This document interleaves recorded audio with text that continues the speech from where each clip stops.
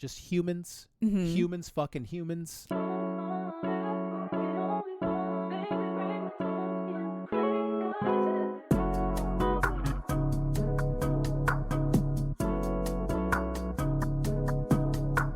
Hello and welcome to another episode of Cheap Smut. My name is Katie Mizell. And my name is Carl Mizell. And this is a podcast that would like to thank you for being a little patient with us when we once again come to you with a delayed episode. The reason why, though, is pretty funny. Yeah, it's pretty funny. Carl was way too busy pooping. It's true. Way too busy. So much pooping. So much pooping. Colonoscopies are very important. Yeah. And last week you had to do the prep for your colonoscopy, which you get a little bit earlier or you started getting them a little earlier in your life because of a familial history. Yep. And the prep for that is a very intense day. Yeah.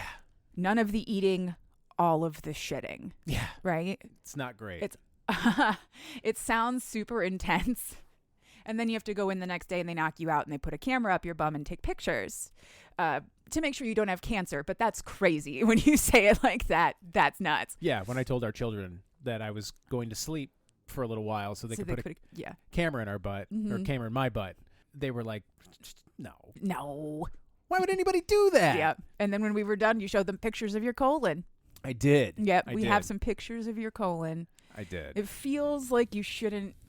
Like you shouldn't be looking at that. That's a very intimate picture of someone, the inside of their body. Oh yeah, and man. in a good distance up in there. That's crazy. It really is. It's unusual. It is, but you know what? I had it done. It's done. I got it out of the way. But yes, the prep. Perfect bill of health. Perfect bill of health. Nothing in there that shouldn't be there. Yeah, nothing in there at all at the time. Yeah, no kidding. No shit. Literally. Yeah, that's the point. Yeah. So. To your point, my father had prostate and colon cancer, so I had to start 10 years before he developed it. So I had my first colonoscopy when I was 40. But yeah, you can't eat. I couldn't eat.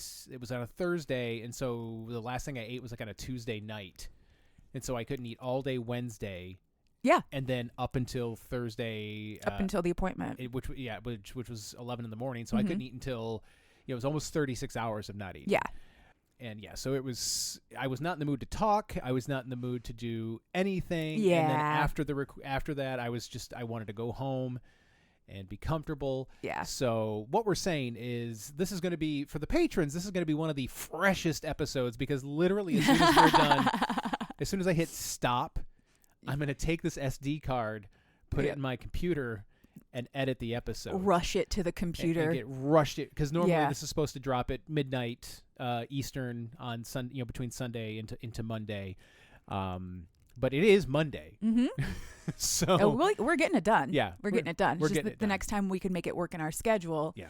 Was today. Yeah. So if you would like the pleasure of guessing whether or not your episode is going to be on time for early access for just $1 a month on Patreon. You can support us and play the guessing game of which emergency will delay the episode this time. Yeah. It doesn't happen a lot, but we have two kids that get sick. That happens. I get sick. Yep. I get sick. Yep.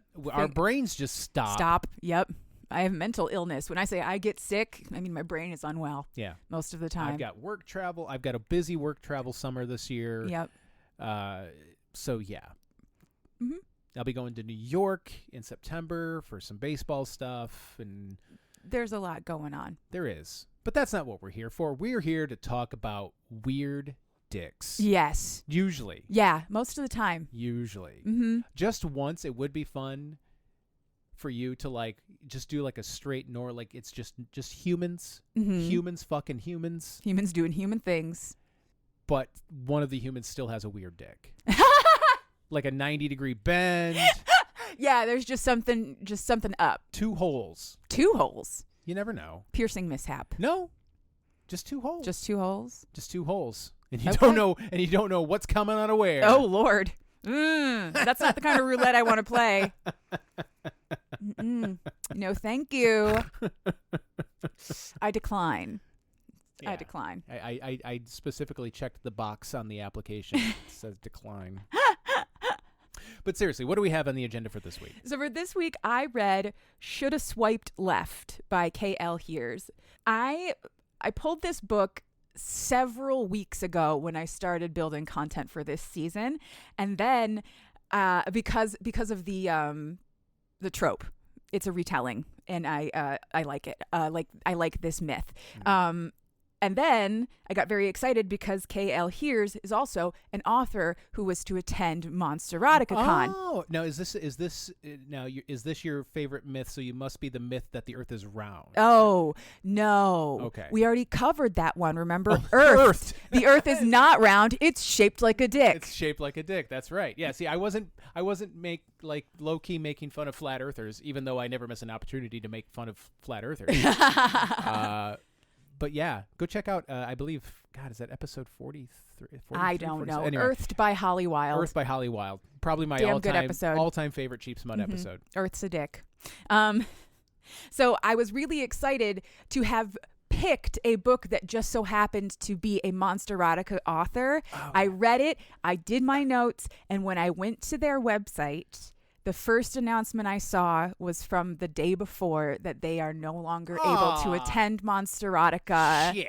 And I was like, boo. Now, I completely understand why they and their writing partner, who was also going to attend, Mazarus Scout, I understand why they can't attend. I'm just sad because I want to meet them all, you know? Yeah, I would.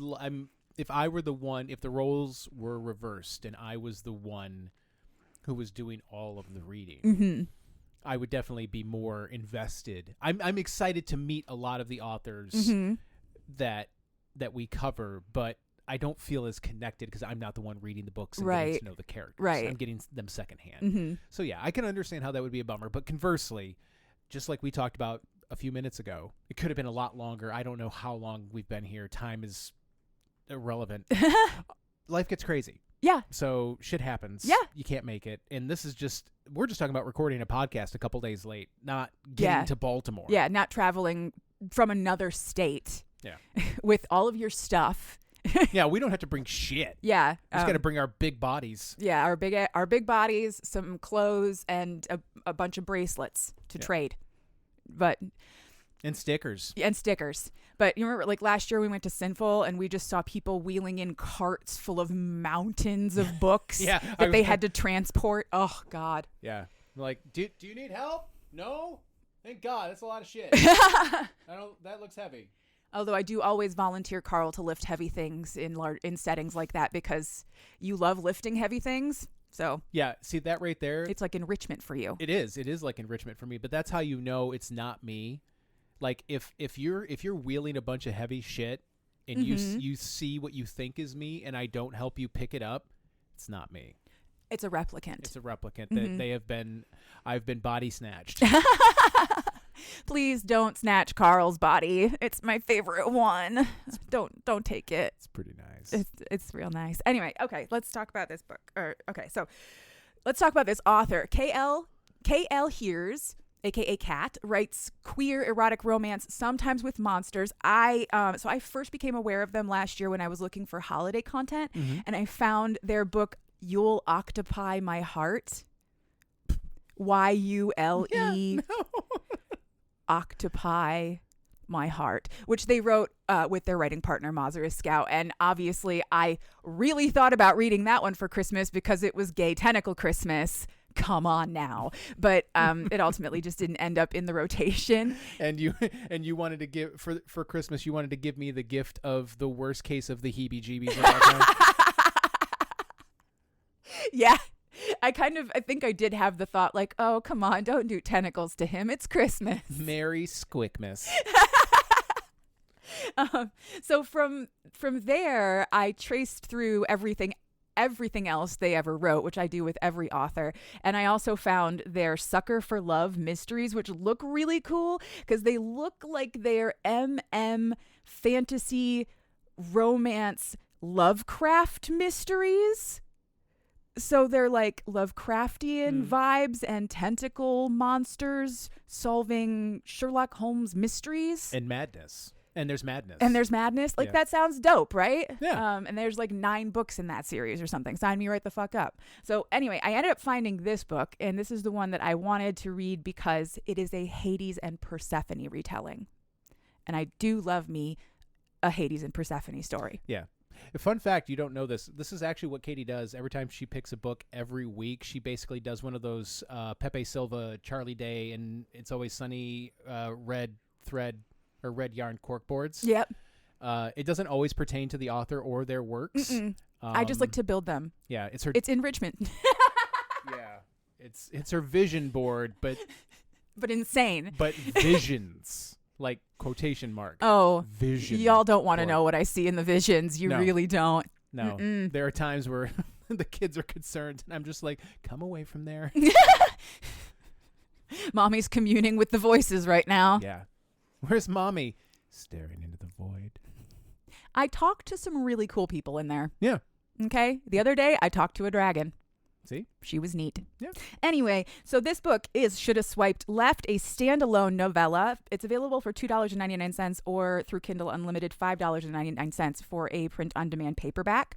If I could give Kat one note about this book, it would be that you should have named it Shoulda Swiped Left, a Modern Myth, or something to the equivalent, because this book reads like mythology. The pacing of it and the style of storytelling reads very much like mythology. Mm-hmm. Our triple T's this week. For triggers, we have manipulation, love bombing, and godly trickery. Mild body horror, mild violence, on-page sexual assault, Zeus, temporary character death, excessive quotation of Firefly. I love how Zeus as a trigger is perfectly legitimate, especially if you are triggered by, like, you know what I mean? Like, it's the most if you know, you know. If you know, you know. If you know, you know. But yeah, Zeus, it trigger in and of himself. Zeus. Not the first time that Zeus has made an appearance. No, but the last time all he did was fuck a tree. Yeah. Now we're into way worse territory. Okay. Worse than tree fucking? Worse than tree fucking, Carl. Oh, man. I'm so sorry. We'll get there. You think Emerald Ash Board? Try a Zeus dick. Anyway. Our tropes. This is an cis homosexual romance, a Hades and Persephone myth retelling, messing with mythology, and nerds in love. I love it. And our titillations, gods don't need prep, and bathtub sex. I guess godhood has its privileges. Yeah, he says it many times in the book. Godhood has its privileges. See? It's right there. They acknowledge it. No, just put it right in, man. I'm good. Seriously. I'm a god. I don't need to prepare for this. I don't need to prepare for your mortal dick. I am a god. Other way around, but yeah. Oh, you don't. Yeah. God dick. God dick. Yes. So this is the story of Joseph Abrams. I don't really have a lot of descriptive features for Joseph. There's almost no physical description of him given, and I think, again, he's serving as a sort of tabula rasa. He could be anyone. What I do know is that he is a sass pants with a silver tongue and no time for bullshit. So again, another one of my favorite sort of character archetypes. Always has the meanest thing to say, at the right time. Joseph is in his late 20s. He's chronically single and deeply sick of online dating. He has a subscription to some kind of like premium service, and it still has been this endless parade of like egos and unsolicited dick pics. He was about to give up all hope, and then he met Zale. Okay. So Zale Petropoulos is the most beautiful man Joseph has ever seen in his entire life. He has piercing blue eyes, curly brown hair, perfect bronze skin, and pouty lips, charm that oozes out of his profile pictures. And Joseph just shot his shot because he just had to try, right? Like that, a guy that good looking and that good on paper, you try. Honestly, there is something to be said for like the whole like, oh, they're so attractive, people probably throw themselves at them. No. A lot of times people are intimidated. Mm-hmm. Shoot your shot. Yeah, absolutely. So Zale responded back asking to meet for dinner on Friday, a few days away. They spend the few days exchanging emails and getting to know each other. And Joseph is just fucking thrilled because Zale is a genuinely lovely person to talk to. He's attentive. He asks a lot of questions and openly expresses that he just wants to get to know everything he can about Joseph. Zale makes all the reservations for Friday and he makes the plan. The plan sounds perfect. They meet at a local coffee shop. Then they're going to go to dinner at an exclusive restaurant and then drinks at dancing at a local hotspot. Joseph spends some time fretting and getting ready. He goes to the coffee shop and he's like this ball of horrible nerves. And he's like, maybe we shouldn't be meeting at a coffee shop. I'm already vibrating. But Zale shows up on time and looking just as good as he does in his profile picture. So he has not been catfished. And the guy is perfect. Like, he's complimentary, he's attentive, he's flirty, and apparently he's fucking rich and really well connected because not only did he get them reservations at a very exclusive restaurant, he also brought Joseph a gift, a gold Rolex with ruby accents. That's first of all, it's a red flag. Yeah, seriously. When I read that, I was like, oh girl, run. Right? Oh no. Oh no, I forgot my common sense. I gotta go. Goodbye. You seem really Seriously. nice and hot. You seem great. Bye. Holy shit. Like, yeah, no. That's way too much for a first date. Joseph is stunned by that, and he's also very grateful. He's like, I don't have anything to give you in return. And Zale says some smooth shit like, the gift of your company is all that I need, or something like that. They have coffee, they go to dinner. Their conversation is effortless, and Joseph enjoys like every moment of luxury that he is presented with being with this man without asking a lot of questions because he doesn't want to pry, basically. Instead, they talk about nerd shit. They have they share a lot of favorite sci-fi franchises. They love Firefly. There, like I said, it's a lot of quoting of Firefly in this book, like a lot. Mm-hmm. They also have I think a couple of different arguments about who would beat who in a fight. You know, just normal nerd conversation over dinner. After dinner, Zale calls a limo to pick them up and take them to the most popular nightclub in town called Abrams. Outside there's this huge line and Joseph's like, oh fuck, how long am I gonna have to stand in this line waiting with this guy? And they go right up to the bouncer who's like, Mr. Petropoulos, please come on in, because Zale owns this fucking place. Now, I don't know if it's like a chain and I'm just not aware of it, but if you are listening to this and you live anywhere near the Metro Detroit area, right? Erebus is an entirely different place. That's like one of those, like, you got to sign a waiver to get in haunted houses. Yeah, it's a horror experience house. Yeah, not just a haunted house. Like, yeah, you're right, a horror experience house. One of those places where you have to sign waivers because they're allowed to touch you and like hold you, and not everybody makes it out. They have several places where people will assist you to leave if you can't take it anymore. Yeah. So this is not that. Or super hype nightclub. Got it. Yeah. So this is the super hype nightclub version. Like I said, Zale owns this place. It's one of his many business ventures. He has a lot of irons and a lot of different fires, I guess. Joseph thinks the club is kind of weird. Like, it's amazing and exactly what you would expect the most popular nightclub in town to be like. And the drinks are really delicious. And dancing with Zale is amazing. But as he looks around, he realizes everyone here seems miserable.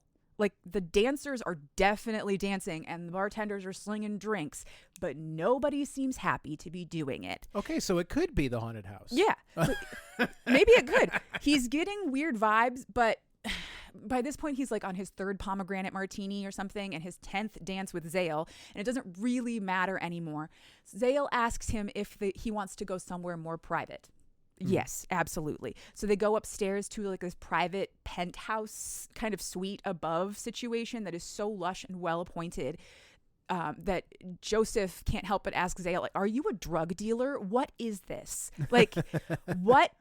This seems like the kind of thing that mobsters have above their clubs. Stick tap for Joseph for actually asking a fucking question. Yeah, for real. Because a lot of our MCs... And our FMC, or a lot MCs. Of our MCs. You're right. Sorry. Don't ask any questions. They just go with the flow. And sometimes you're reading a book of fluff where you just don't need to ask any questions. But sometimes you want to know why they have a fully stocked penthouse above their nightclub. You know? Yeah. Are you a drug lord? That's all I need to know. Are you a drug lord? Where did all this stuff come from? How is that going to fit? These are the questions I want our MCs to ask. Answers, please. So Zale says no, he is not a drug lord or anything like that. He is an importer of unique antiquities and fine goods. Oh. He shows Joseph a mannequin that he is currently using to display his latest acquisition, a necklace unlike anything Joseph has ever seen before. It is a thick gold collar with dozens of delicate gold chains hanging off of it, each of which is ended with a brilliant diamond. Zale says the legend has it that the necklace was crafted by Hephaestus himself by order of Zeus as a gift to Ganymede. And Zale thinks that it would look beautiful on Joseph with nothing else. That's not what I would collect. Some people collect little robots. Little robots. I'd collect baseball memorabilia. Mm-hmm. Some people collect jewelry that was literally made by a god. By Hephaestus, Mm-hmm. yeah. Okay. Hephaestus themselves. People are different. Everybody's got different tastes. Yeah. So at first, Joseph's like, I don't think I am allowed to just wear millions of dollars like this. But Zale is very persuasive. He owns it right now, by the way, so he can really do whatever he wants with it. And Joseph is very horny. It's not like it's going to take a lot to get this man out of his clothes. And if he's already being naked and being treated with the incredible reverence of this beautiful man who is putting gold and diamonds around his neck and telling him that he looks like perfection, then he might as well kiss him, right? So, I mean, when in wherever they're at. Yeah, Erebus. When in Erebus. When in Erebus, apparently. So they kiss. It's awesome, like literally divine. And Zale's clothes are suddenly just gone. Joseph wonders briefly if maybe he's a little too drunk because the clothes situation. He's like, wait, where did the clothes go? But he does like a physical assessment. He's like, nope, I'm definitely sober enough to be making the decision to have sex with this man. I must be so horny. I just didn't notice him taking his clothes off. Field sobriety test, but Seriously. for horniness. I mean, I did appreciate him taking a moment to do an evaluation and decide if he was sober enough to be making this choice. Yeah. And then his decision was alcohol sober, horny drunk. Let's go. I've been there. Yep. I've been there with you specifically. Aw, thanks. But I did like we've talked about it on the show before, so I'm not telling tales out of church. Our first date, like right before we wrapped it up and we got out of the car. And we just started like ferociously making it. My legs were like jello. And then the cops showed up. Oh, they didn't show up when we were making out. They showed up in the middle of the night. I thought he showed up like right as we were making out. No, when we were making out, somebody rode by on a bicycle. Oh, that's going to the church. That's going to church. Yeah. No, but because we were in a parking lot that shared parking with the church. But that's still one of my favorite stories is how funny was it when that cop rolled up. Yeah, that's right. Because we got both of us over 6 foot tall, got out of the car to stand next to like a 5'5" cop. Yeah, he was a sheriff, I think. A deputy, township. Whatever he was. We called him Officer Sparky for a long time in our heads. Nice guy. Because we unfolded out of this car and we were massive, and he was just like looking up. But anyway, sorry, I didn't mean to interrupt. So they fuck. That's where we were. All I was trying to say is that the first time I made out with you, I could barely stand on my own 2 legs. That's all I was trying to say. Oh, Please okay. continue. So horny drunk. Yes. They fuck. Zale fucks him. There is a perfect ease of entrance. Oh, this is where we were. Yes. Again, there's no prep. There is no pain, and everything moves extremely fast. And Joseph's just like, huzzah, right? Like, I'm not asking questions. This is awesome. I didn't need any prep. Hooray. I love this for me. It's got to be the best sex of his entire life. He's absolutely sure that he's ruined for like all other men. He is dripping in diamonds and gold and sharing an orgasm with this like, incredible, too good to be true man. And when they finish, they snuggle up together and they enjoy their kisses and little jokes in the afterglow. Until the clock chimes somewhere, I don't know where. A clock. In the room. It's midnight, and Joseph makes a joke about Zale turning back into a pumpkin. And Zale doesn't laugh. He has a kind of weird look on his face. He says, okay, not quite a pumpkin. More like a gourd? And then at the final chime of midnight, Joseph's arm suddenly goes through Zale, who has become incorporeal. Ruh-roh. And Joseph starts to lose his shit. I mean, right? Like the guy you were fucking just became incorporeal suddenly. You can a hot ghost. Yeah, right? You can see him, but he can't touch him. He's like a hologram or something. He starts to ask, what the fuck is going on, right? And Zale's entire demeanor changes. He becomes kind of cold and detached, trying to talk Joseph down and explain what is happening. And summary is this. The summer is over. Today is the first day of the autumnal equinox. His vessel has deteriorated just as it does every equinox, and he requires a new bride to help him collect the pieces in order to bring spring back again. He's sorry for the online dating charade because brides are just harder and harder to come by. Mm-hmm. But that's where we're at now. You accepted a gift from me. We courted. We danced. We fucked. According to my laws, we're married. You are my bride. Gender is a construct. You are my bride, and you're stuck with me for the next 6 months. You have to help me find all the pieces of my body. My whore cry. Oh, that's a plural of horcrux? I have no idea. Maybe. Horcruxes? So Joseph goes to leave. Right? Wow. Cool story, bro. Great. Bye. Goodbye, not my husband. Yeah. But when he opens the door that he came through, the hall that they were walking down is no longer there. Instead, on the other side is a dark, dank cavern underground. It is eerie and unsettling and filled with wailing, crying people who are digging endlessly into the cave walls. Y'all ever have sex so good that it transports you to a cave of misery? No, but I did shut down once and reboot. Yeah, that was awesome. We'll tell that on the Patreon. Yeah. If the patrons want to hear that story. It takes him a moment to realize that everyone that he is seeing right now is dead. These are souls. Some of them are even more ephemeral than others, as if they're made of mist.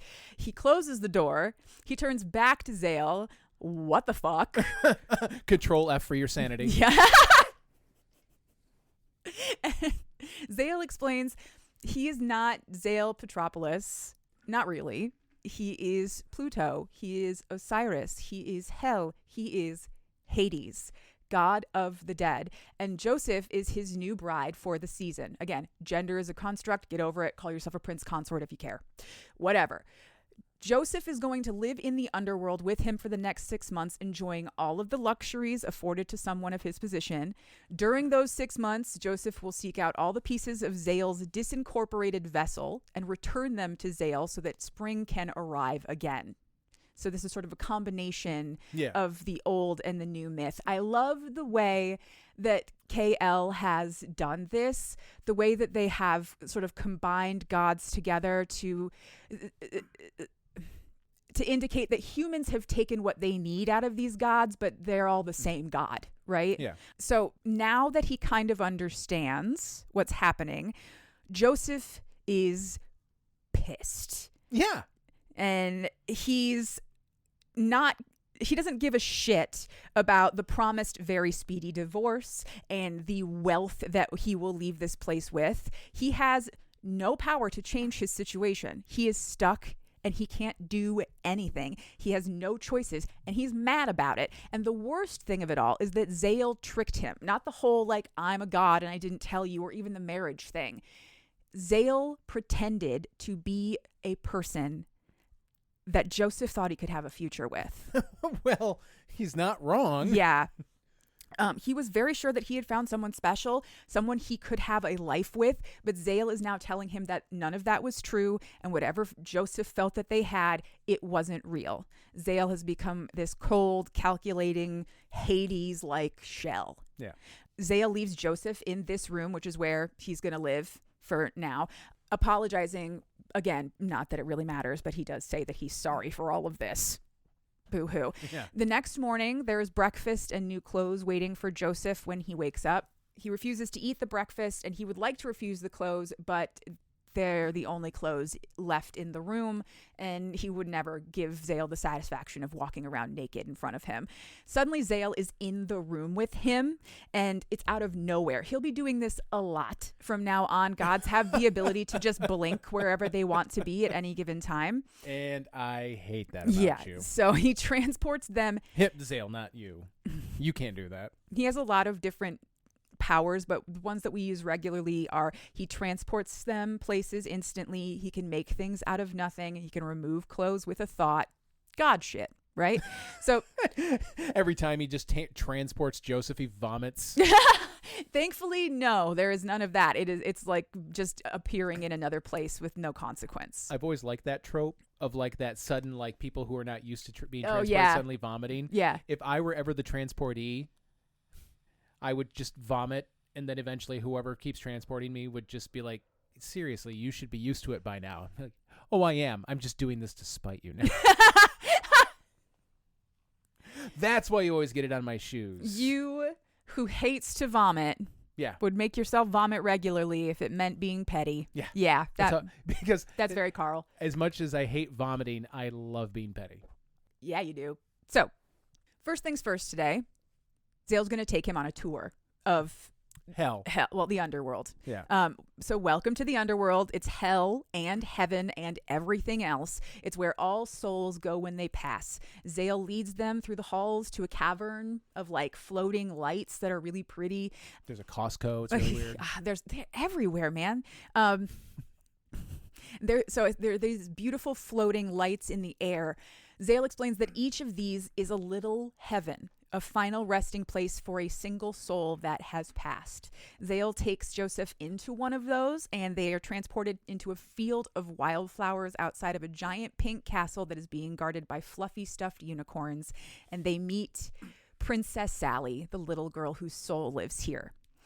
Zale explains that this is what he does. He makes a unique individual afterlife for each person according to their needs. What one person might think of as hell, another person is going to consider heaven, and he tailors these places to what everyone deserves or what they think they deserve. So if they are in a punishment space, it's because they know they need to be punished. Well, see, that's fucked up because I hate myself. It is, but see, so the way it all seems to work is like Zale does his best to make sure that all of the souls are at peace. Okay. He's not about punishing. He's about making them or helping them find peace. It's not always possible, but he does his best. So their lovely walk and chat is interrupted when Joseph starts hearing this strange chiming noise. He says it sounds like a wind chime in a breeze until the breeze becomes a hurricane, and he stops. He reaches out into the air and he grabs at nothing. But then suddenly Zale's heart manifests in his hands. And it's visible and it's wet and it's beating, and he goes, and he drops it on the ground. Understandable. Completely understandable, but apparently he's the only one who's ever dropped a piece of a god before, so he gets a little bit of shit from Hades for this, from Zale for this. So Zale god transports them to the offering room, his throne room, where Joseph will take all of these pieces to be put on the altar. Then they will return to Zale. So now he has a heart. So it's beating again, apparently. You can't see it or anything, but it's in there now. Trust me, it's just thumping away in there. They have a little bicker about Joseph literally dropping one of Zale's organs. But Joseph's like, hey, you're a big godly liar who lies a lot. And also your heart was slimy. So fuck off and give me a break. It was kind of a really funny, cute little fight. I loved it. Anyway, so they're interrupted in their bickering by another god who is suddenly also just there. Again, they just show up places. No warning. Fucking text somebody before you show up. This is Zale's brother, Jaden. Absolutely gorgeous with long, curly blonde hair, flawless skin, perfect makeup, crop top, high-rise jeans, giving Regina George, right? He introduces himself as the god of love, beauty, fertility, and unfortunate accidents. So think Eros or Cleona or Frigg, Ishtar. Joseph says maybe just stick with Aphrodite. Right? Like that's a pretty easy one, but it's a little more complicated than that is what Jaden is trying to say. When Jaden realizes that Joseph has found the first piece of Zale and it's the heart of all things, he is very excited. The only other person who ever found Zale's heart first was Persephone herself. So this is a big deal. He says that they're going to celebrate. Jaden says he wants to throw a party, and Zale's like, no, absolutely not. But Jaden has already started planning. You can't stop Jaden once he starts. He's literally a god. They can have he decides they're going to have the party in Zale's sad little club, but with like real living people dancing in it. And he'll invite the whole family. It'll be a great time. Joseph thinks the party sounds like a lot of fun. And Jaden declares that he will pick him up and they will go together later. Does that explain why everybody was so sad at Erebus? Okay. Yeah. We're going to get into a little more later, gotcha. But so Jaden leaves because he has a board meeting that he has to get to. And that's when Joseph realizes, oh my God, you're Jaden Glamour, like Jaden Glamour, CEO of Glamour Cosmetics. Holy fuck. Your cucumber melon hand lotion is my favorite thing of all time. Oh my God. He starts fanboying out about skincare products with Jaden for a second. That's and Jaden's awesome. Like, oh, you're so sweet. Thank you so much. I'll send you a gift basket. Welcome to the family. And Zale's in the corner going, literally the god of the undead, but he's more into fucking lotion. Oh my God. It's really good lotion, Zale. Sorry, I'm not the god of bath bombs. So Zale is left grumbling about this, but hey, you're the god of the underworld. You can take it. Big baby. Zale warns Joseph against going to that party, saying that being partying with the gods is not all it's cracked up to be. But Joseph is a little bit pissy still, and he's like, no, I'm going wherever I want to go, and you can't tell me anything. You brought me here against my will. Yeah. I will exert whatever agency I can. Exactly. They finish the tour of the underworld, and Joseph gets a glimpse of how ugly it can all be. The cave of wailing souls toiling for all eternity that he first saw when he opened that door. These are souls that have angered the gods, and they are doomed forever to be punished in this place, to never know peace, even in death, unless the gods that they have affronted forget. And then Zale will help them move on to the appropriate place. Joseph asks if Zale has souls in there, and he says, no, mine dance forever in my club. That's who works and dances in Erebus, and that's why they always look so sad. He's kept these souls prisoners. He's torturing them because they have affronted him in some way. And that is the last straw for Joseph. Like, he was already pretty salty about the whole, like, I thought you were possibly the love of my life, and it turns out that you're a big fat liar. But now he finds out that his husband keeps souls miserable on purpose. Yeah, this doesn't bode well. Yeah. He goes off a bit, and Zale's like, see, this is why I didn't want you to get any ideas about a future with me. I am dark and bad and sad and lonely and blah, blah, blah, blah, blah, blah. And you can't be with me forever. Sad boy shit. Right? Me. Okay. I'm Zale. Me. I'm so dark and broody. Me. So Joseph's like, okay, message received. The gods are assholes. They have a screaming fight, or at least Joseph does, but Zale is like annoyingly stoic and morose and the god of the dead about it. He doesn't even laugh when Joseph makes Katy Perry jokes. Fuck off, man. Come on. This is a fight and you're not giving me what I need here. I need you to laugh about Left Shark. In the end, Zale leaves Joseph alone. Joseph says that he's still going to go to that party whether Zale likes it or not, and Zale says, fine, but I will not be there. After Zale leaves, Joseph stews in his feelings for a little while, trying to figure out which Zale is the real Zale. Is it the one who understood all of his Firefly references and describes his job with Clive Barker quotes? Or is it the one who seems to have no feelings in him at all beyond asshole? He can't figure it out. He pulls out the goodie bag of stuff from Jaden that is already in his room waiting for him. And when he pulls the bag out, Jaden is also there. Again, Jesus Christ, guys. Warn a fucking guy. Warn a bitch. So they chat. Joseph opens his stuff. When the topic turns to like, my husband is a gloomy, morose motherfucker, Jaden poofs them into like fluffy robes and face masks and gets out the wine for like a real yap sesh. It is time to chat. Jaden explains that Zale has convinced himself that he will never be happy again and does not deserve it after Persephone left him. He says Hades and Persephone were very much in love, deeply and truly for a very long time, but they were happy for thousands of years, and sometimes people fall out of love, and that's what happened to Persephone. Thousands of years, and eventually she changed as a person, and she left that marriage.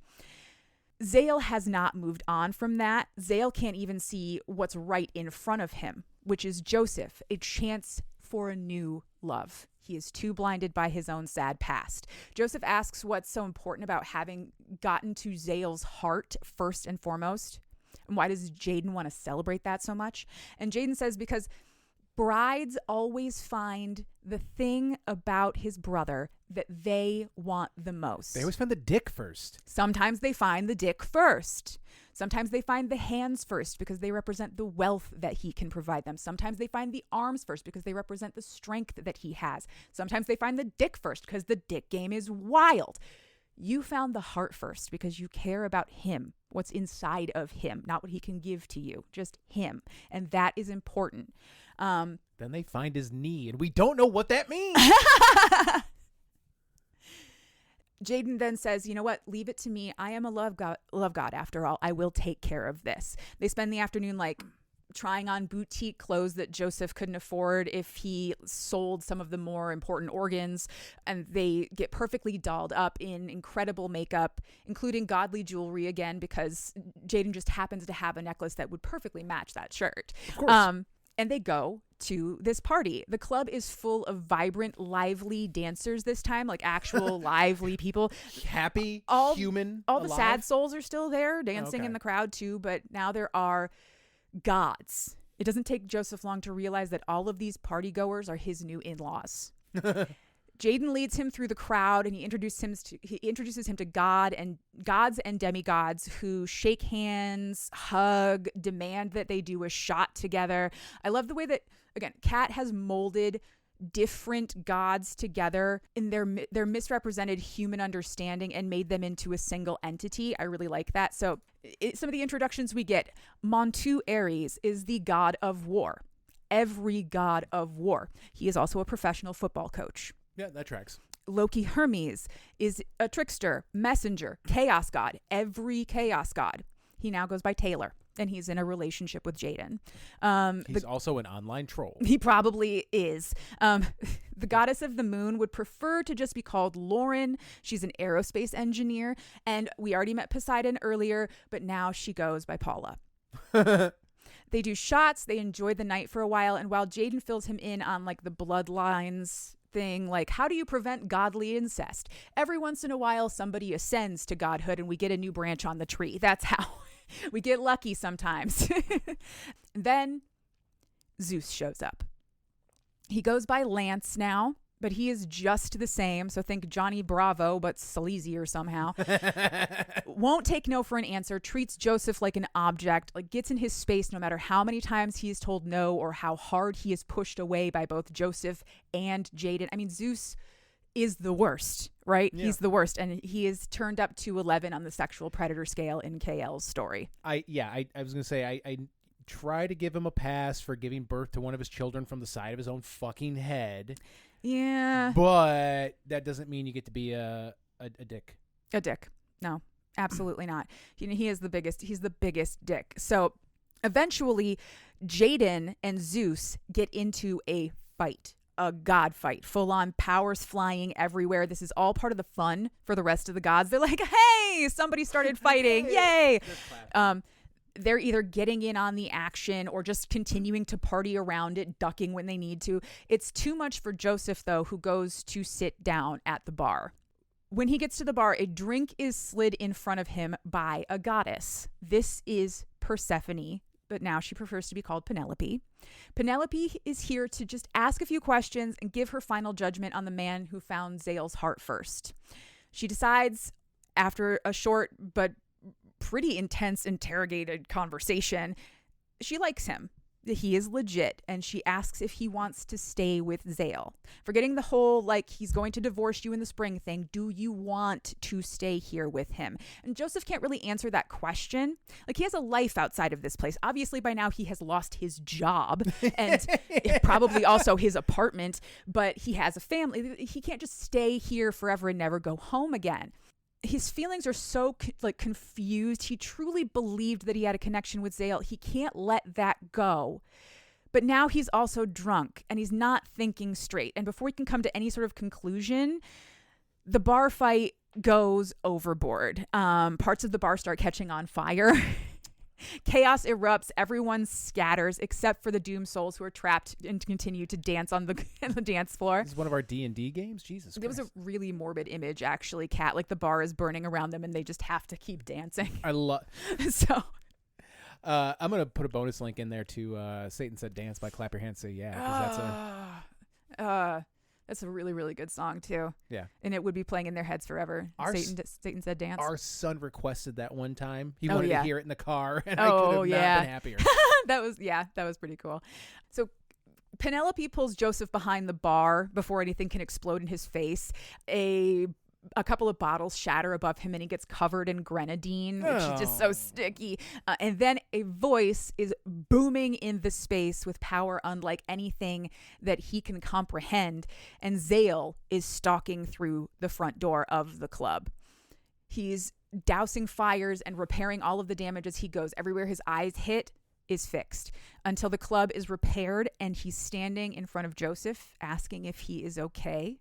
Very coldly asking after Penelope and her new wife, and asking why Penelope is even here.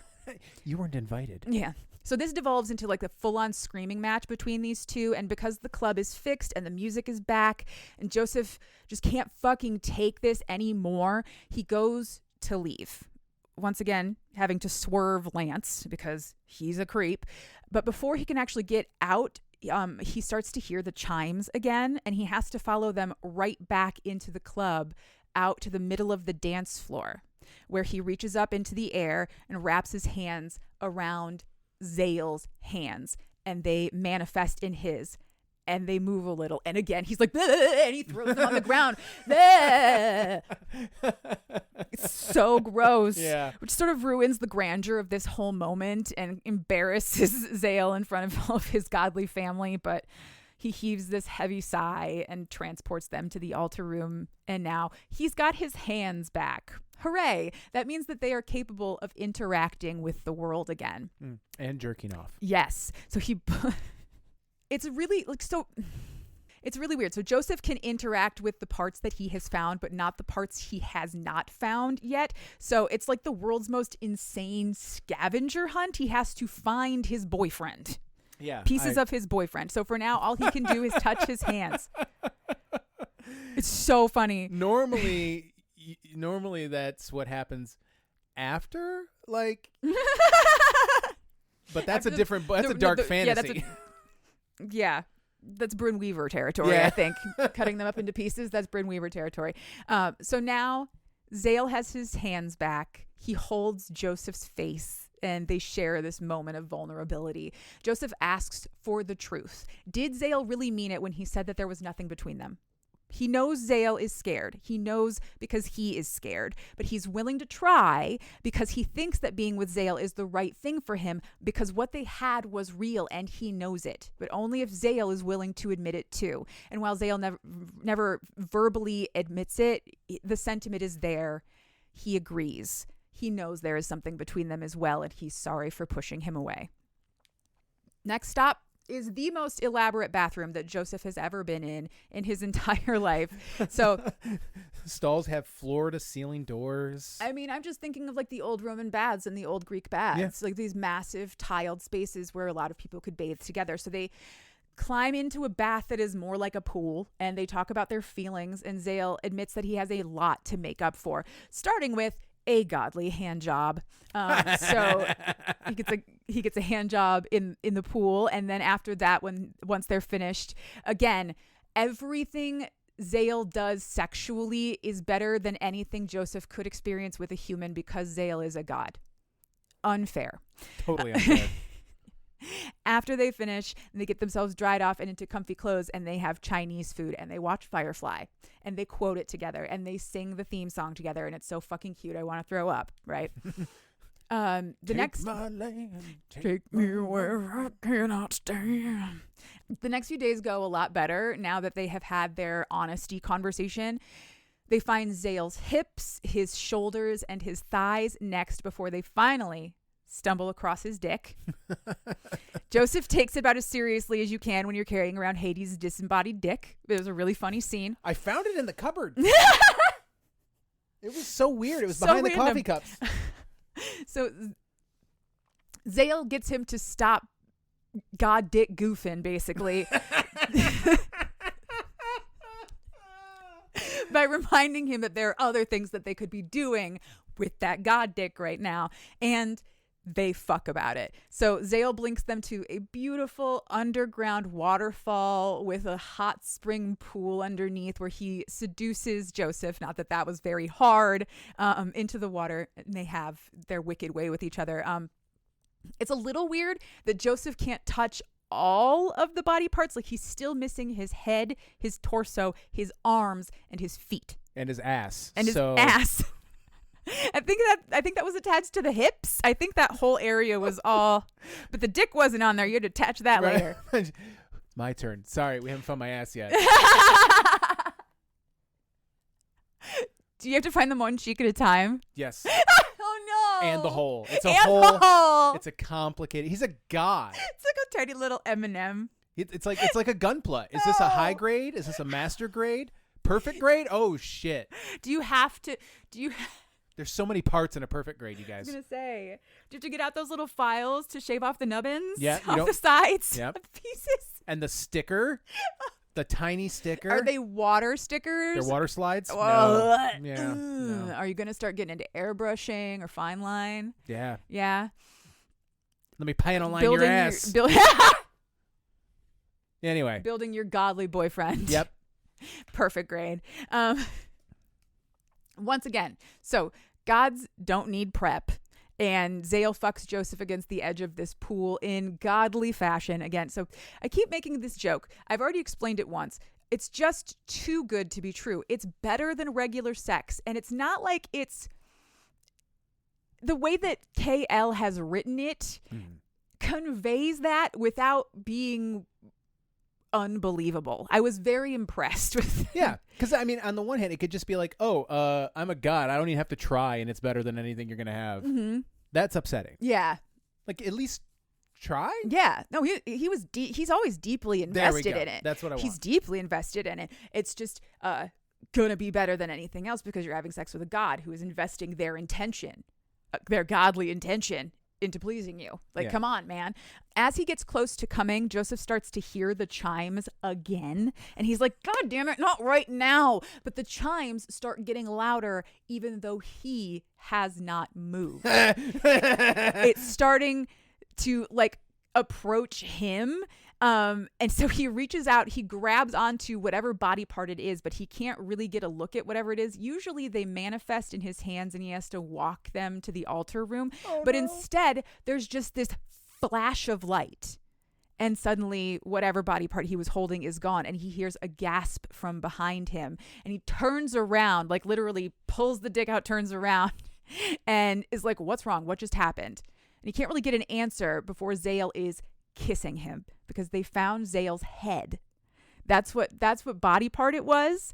And because of the heightened power of that moment, they were able to complete that ascension of his body part together without having to go to the altar room. I was afraid it was just going to be his semen. Oh God, ew, no.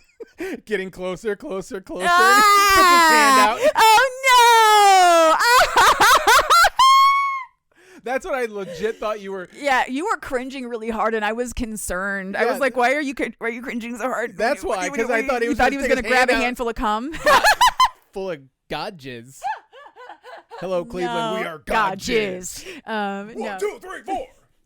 Anyway, so they can kiss now. Joseph has his head back. or not Joseph, Zale has his head back. So they haul Joseph up onto the ledge of the pool and they keep fucking, but this time face to face so they can enjoy the face to face again. In the afterglow, as they're floating in this pool, Zale asks Joseph to stay with him after the spring comes and to move in with him. Joseph can't really answer that question, but he says that he will think about it. It's not exactly a small step to move in with the god of the underworld. Like, he has to think about some stuff. Plus, he has a lease to think about. Exactly. Instead, he lets Zale get them warm and dry and into the suite so that they can go to bed. Zale gets called away on business and leaves Joseph to sleep. He wakes up sometime later with Zale like kissing down his neck and being really frisky. Joseph pushes him away, telling him that he needs to rein it in for just a second so that he can tell him he wants to stay here with him and that he is falling in love with him. But Zale is being like really demanding in the kisses, telling him that he can't wait. He's too aggressive. He's not acting like himself. He's not Zale at all. He's Lance. He's Zeus, pulling some Zeus shit, actively sexually assaulting this man right now. Like, what the fuck? So Joseph is horrified. And angry and stunned and all of those things because, well, obviously, right? He's just been assaulted. He freezes up when Lance goes back in for another kiss. He doesn't immediately push him away. And Zale is now in the room with them and furious. And the next few seconds are total chaos. Joseph is yelling at Lance for ruining everything, for being an absolute bastard. Lance is yelling back, defending himself with like all the casualty of a god who does not give a fuck about you. But I mean, you're right. And Zale is yelling at both of them to just shut the fuck up. As you do. Joseph pleads with Zale to understand that he would never cheat on him. He was tricked. He's so sorry. But Zale just shuts him down angrily. He's like, stay here. And then he drags Lance away out of the space. But Joseph is freaking out right now. He thinks that Zale is angry at him. He thinks that he has ruined their relationship somehow. He is blaming himself, even though this is not his fault. We know that this is not his fault. Everybody knows that this is not his fault. He has been assaulted, but he's too keyed up. There's too much energy. He paces the room. He has this sense of doom and anxiety that he can't shake. And eventually he decides he can't just keep pacing this room. He needs to go for a walk. So he leaves and he goes walking through the underworld. He's just trying to get air of some kind, and he's sure that Zale hates him now, and he doesn't want to have him come back and tell him that it's over and that it's time to leave or anything else. It would just break his heart too much. He decides he just wants to go somewhere. He isn't sure where. He walks and he walks and he walks until he finds himself in a random, very small, very dark cave full of statues of people who are contorted in despair, with haunting, lifelike expressions and wailing faces. And a sudden, desperate sadness overtakes him and he begins to sob. Like, the sadness is so overwhelming that it drowns out any of the pain that he is feeling or the concern that he should be feeling when he starts to turn to stone. So first his feet meld to the floor, his legs and torso freeze, his chest, his arms, suddenly he can't breathe. The entire time he is sobbing, he is too sad to care until he is swallowed up in darkness. The last thing he sees is a blurry shape in the distance running toward him. He wakes up on the deck of Serenity. The spaceship from Firefly. It's perfect. It's warm. It's peaceful. He's surrounded by a sea of stars, and at his feet is a basket of 9 puppies, all of his favorite breeds. What is happening right now? He has no idea. He feels like he was sad. Why was he sad again? He's not really sure. This isn't a sad place. His personal masseuse is Commander Riker. This is not a sad place. The Chinese buffet in the kitchen never gets cold. This is not a sad place. He curls up in his perfectly lush, soft bed with all of his puppy friends, perfectly at peace. And then Zale climbs down into his bunk room and tells him that he can't stay here. It isn't his time to be here yet. He needs to leave this place with him right now. And Joseph doesn't want to leave. Zale has to bribe him to leave. You will get an actual puppy if you come with me right now. I will get you a puppy, but you have to come right now. And he basically has to emotionally manipulate him to rip him out of his own heaven. I was just going to say. Because he died. Yeah. but he can't go there yet. It's not his time. When Joseph wakes up, he is momentarily in absolutely terrible agony because his body is still made of stone. But Zale fixes that as fast as he can and pulls him in and comforts him. He apologizes over and over and over that this happened to him at all. He says he took his anger out on Joseph, but he wasn't angry with him. He was only angry with Lance, who has now been ripped into several small pieces and thrown into the bottomless pit of the underworld. So he won't be bothering anyone until he can manage to pull himself together again. Then probably be a long time from now. Zale feels responsible for Joseph coming to this place, though, because this is the pit of despair. This is where souls go when they are so desperate that they would rather just disappear. They come here and they weep until they turn to stone and they disappear. But Joseph was alive. So when he turned to stone, he died. Yeah. And if he had stayed there, eventually he would have disappeared entirely. He says that he took his anger out on Joseph, and that is what made Joseph feel so desperate. So now he is responsible for taking care of him and making sure that he doesn't feel that way ever again. He wants to make it up to Joseph, starting by taking him home. And Joseph says that he can't go back to that room where Lance assaulted him ever again. And Zale says, no, not that room, our home, my home, where I live most of the time. So his home turns out to be a pretty cozy, like little cottage, not extravagant, just enough to be comfortable. Lots of books, comfy old furniture. Joseph says it's a perfect place to spend a life with Zale. And yes, he will stay with him here. But he also makes the declaration that he wants to figure out how to help all of the other people who were in the pit of despair. He can't imagine feeling that way for all eternity, and he doesn't want that for them either. He wants to help them. And Zale says that he tries to help them, but they always go back to the pit every single time. But for Joseph, he will find a way to try. And then they snuggle up together in love and very happy. We have a whirlwind sort of wrap up scenario, no epilogue, but we'll treat it as our epilogue. The next few weeks are bliss when Zale isn't working and Joseph isn't finding the body parts that they need. They're spending all of their time together being stupid and love and happy. When Zale is off doing his God of the Dead stuff or his import business stuff, Joseph spends a lot of time with Jaden, who loves his new brother-in-law very much. Joseph doesn't have to worry about losing his job because Jaden makes him an official product tester, which means he gets paid an exorbitant amount of money to use free product. He's like, this is the best. We love that for us. I love having a God CEO for a brother-in-law, right? But it gives him an idea for how to help the souls in the pit of despair. If Zale can coax them out of their despair and into their own heavens, they are sent a basket of products and told to write reviews. It gives them something to do, something to focus on other than their sadness. And every time Zale senses one of them slipping, Jaden sends them a new basket of products to try. And there are fewer and fewer souls in the pit every single day. He did it. With skincare. That's why that lotion is so fucking important, Zale. That's why the lotion is so good. It can save your soul. There's your marketing campaign. Exactly. When they find the final piece of Zale, it's his left foot, by the way. Daniel Day-Lewis would be proud. Before the winter solstice even arrives. So that's some kind of record. They celebrate by... So Zale presents Joseph with a diamond-studded golden collar worth probably more than a private jet. And then they 69. That's how they celebrate. So Joseph tries to keep it competitive, but you really can't out blowjob a god at the end of the day. So he has a wonderful time, but he was never going to win. Zale finishes they finish up with like a long, languid fuck, and then they curl up in a happy pile. In the spring, they have a real wedding. They spend the summer traveling the world, taking advantage of all of Zale's wealth in all of the fun ways. And in the fall, when the equinox is rolling around and Zale is really tense and nervous about the day that his vessel will disappear again, Joseph is there to remind him that he will be there and he will help him put everything together again, every single time, forever.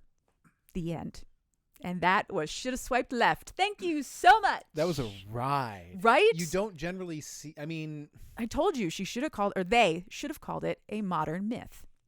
Yeah. because it runs the emotional roller coaster of Greek mythology. Yeah, because I mean, a lot of the books that we tend to cover don't have time for falling in, out, and back into love or whatever. So getting that full spectrum and in such a small, tight, package is talent and skill. I'm into it. Son of a bitch. What are you into? You got me. Damn right I got you. I am into Delicious in Dungeon. Yes. I'm stealing that one. So we started watching it last night. We're 2 episodes in. It's delightful. It's an anime. It's a dungeon adventure anime. Yep. But the premise is that an adventuring party finally finds success in what is supposedly an unbeatable dungeon when they meet a dwarf who is able to cook the things that live there. So without having to carry rations anymore or having to ration their food and become weak, they are suddenly able to perform a lot better. Yes. And it's fun. It's about recipes. It's an anime cooking show. And I am sure as we go along, we will develop really beautiful emotional attachments to these characters, as we always do in anime. But for now, I just really love the premise. Food's important. Yeah. It's important, and you cannot be your best without it. Yeah. There you go. Delicious in Dungeon is so much fun. What are you into? I, as always, am into a lot of things, but I've decided that I'm going to throw it back. Throw it back.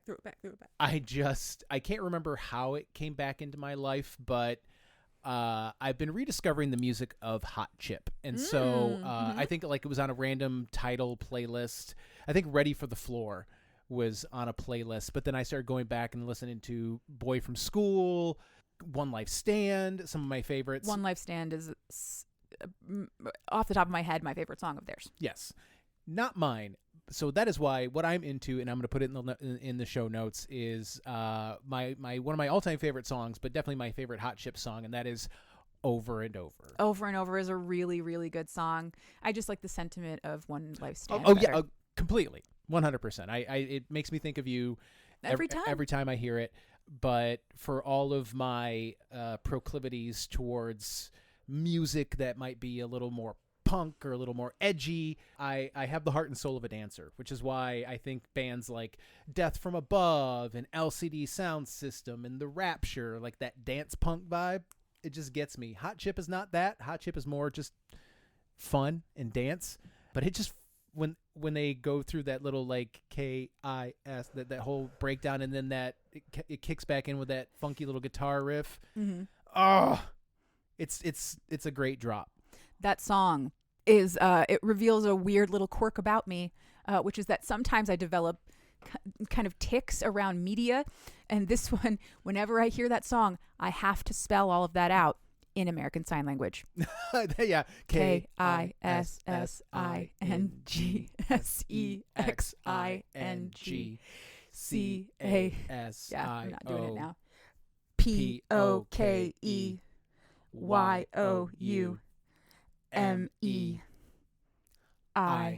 Yep. I have to do it. It's a tick. I have to. And you have to say the whole thing. Yep. Yeah. You'll hear it. Just go listen to it. It's great. As an extra bonus of what you're into, will you put the video for the Poisson Steve? Yes, I will. So we'll get 2 links. We'll get a link for Delicious in Dungeon and Hot Chips Over and Over, and then clap your hands, say yeah, Satan said dance, and then Poisson Steve. Yeah, Le Poisson Steve, which is just a really cute little meme that's French and funny, and I love it. And it was great because you understood everything in the meme. Yeah, because I've been learning French with Duolingo. There you go. And it's slow going, but it's nice to see that I am actually able to.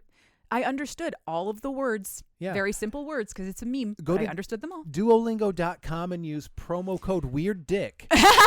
It won't do anything, but the government will show up at your door. Yeah, and we'll get a note that's like, somebody tried it again. Please, it's like, will you please stop? Please stop. Oh my God.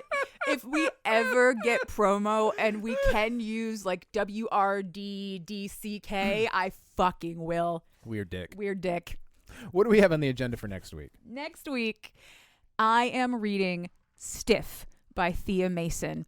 Thea Mason, who wrote My Date with a Rubber Ducky, our March bonus episode, also wrote Stiff. I've been dying to read it. You'll hear it in a few days. You said Thea Mason. I was like, we can't. We just covered her. Oh, that's right.